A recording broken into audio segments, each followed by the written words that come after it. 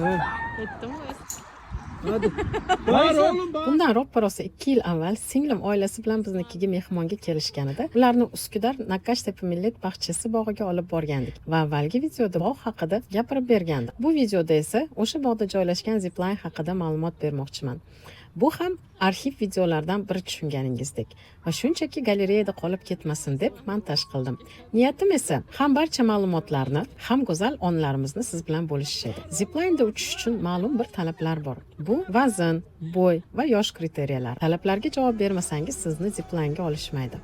Bu zipline Istanbulda eng muhtasham manzarani ko'rish mumkin bo'lgan eng go'zal lokatsiyada joylashgani bilan boshqa zipline markazlaridan ajralib turadi. Ha, endi kelaylik lokatsiyaga. Aslida avvalgi videoda aytib ketgandim. Bu yer Istanbul shahrida Uskudar rayonining Kuzgunjuk mahallasida joylashgan.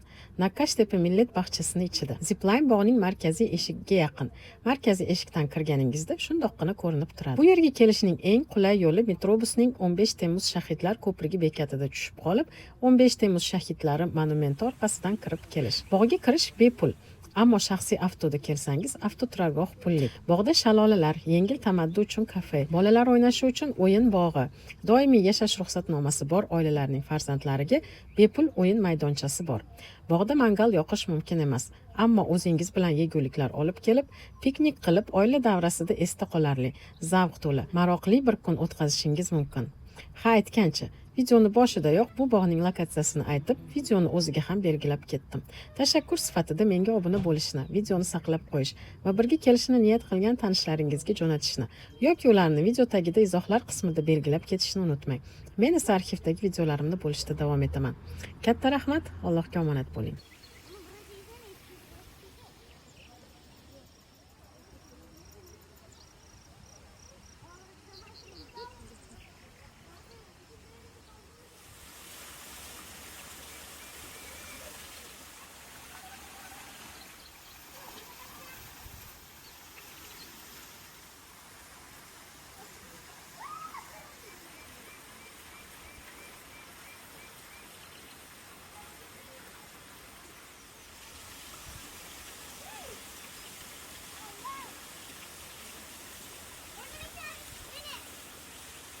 Sen üstüge başlayın.